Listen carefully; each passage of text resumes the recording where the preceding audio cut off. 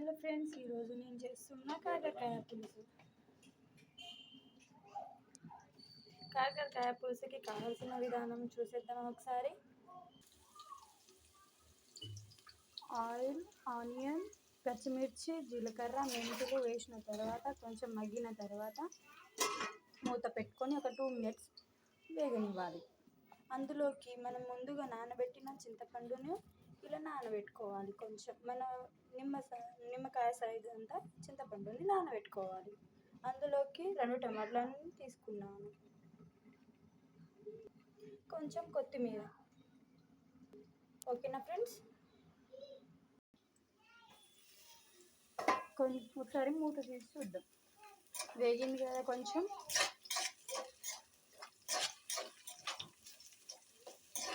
ఇలా వేగిన తర్వాత మనం ముందుగా కట్ చేసుకున్న కాకరకాయని ఇందులో వేసేసుకుందాం. ఇప్పుడు మనం కాకరకాయని వేసేసుకుందాం.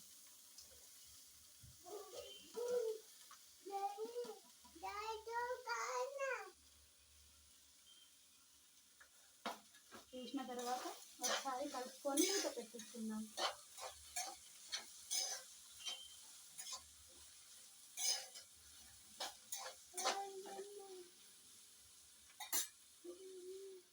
ఒక 2 minutes మగ్గనిచ్చి తర్వాత కలుపుకుందాం. ఒక్కసారి మూత తీసి కలుపుకుందాం.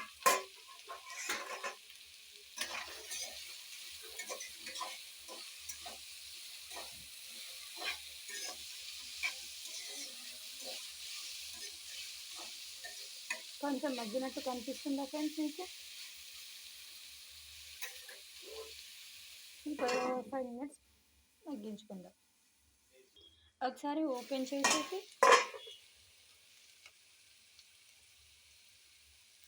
జింజర్ గార్లిక్ పేస్ట్ 1 స్పూన్ వేసుకోవాలి.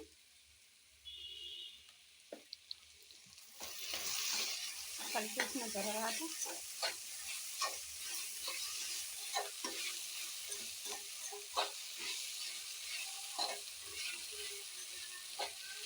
ఇలా కలుపుకున్న తర్వాత కొంచెం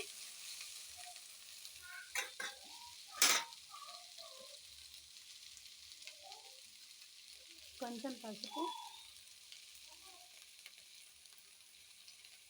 తగినంత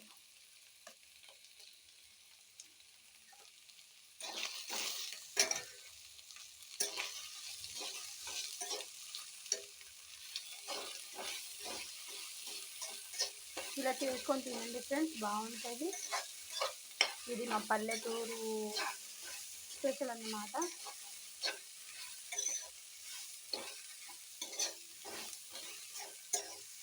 మా విలేజ్లో చేసుకునే వంటకం అండి ఇది.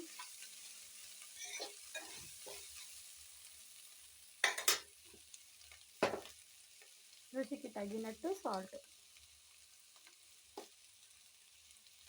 ఓకేనా ఫ్రెండ్స్,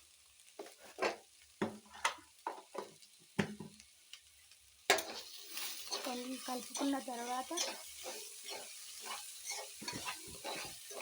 ఒక 2 నిమిషాలు మూత పెట్టి మగ్గించుకుందాం.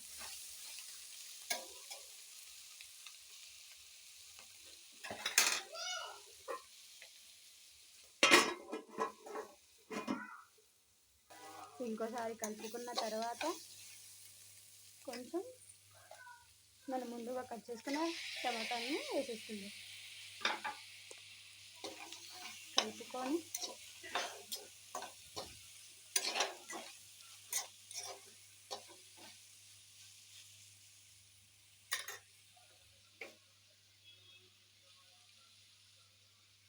ఒక స్పూన్ కారం వేసేసుకుందాం.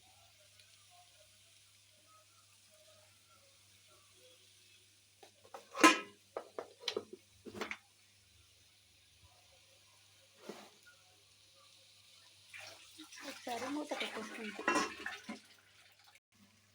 ఒకసారి కలుపుకుందాం.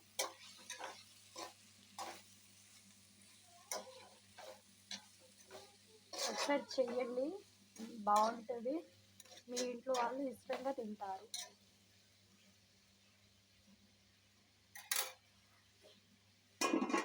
ఒక 2 minutes కుక్ అవ్వాలి. మనం ముందుగా తీసుకున్న చింతపండు పులుసుని పోసేసాము.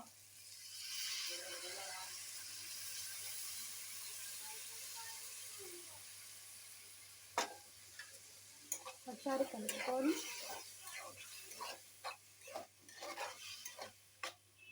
తగ్గినంత వాటర్ని పోసుకుందాం. ఒకసారి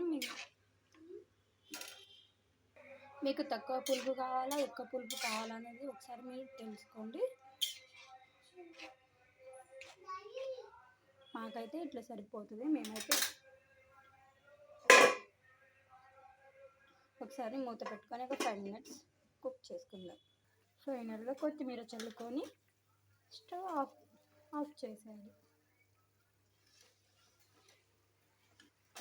ఓకేనా ఫ్రెండ్స్, ఈ వీడియో కనుక మీకు నచ్చినట్టయితే లైక్ చేయండి, షేర్ చేయండి, కామెంట్ చేయండి.